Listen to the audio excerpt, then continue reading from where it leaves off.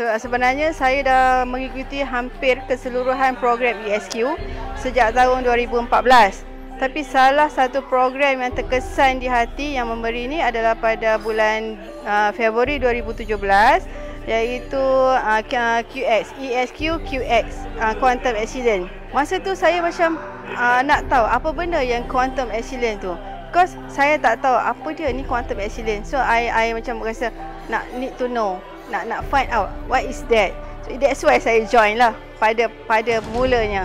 Bila saya dah attend program 2 hari tu, rupanya itu satu program yang mana kita nak buang amigdala, satu benda yang negatif yang selalu dalam pemikiran, nak tanamkan impian untuk mencapai impian tu. Bagaimana caranya?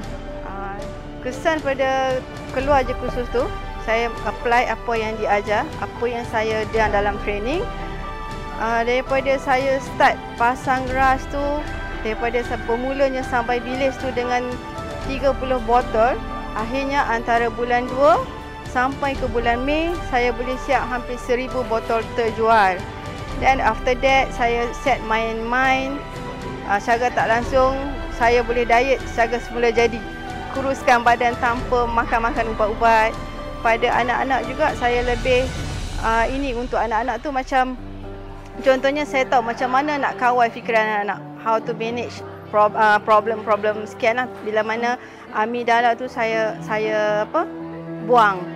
Harapan pada di luar sana, kebanyakan saya minta para ibu bapa, siapa sajalah wajib atau datang untuk mempelajari QX ni, macam mana kita nak menguruskan emosi.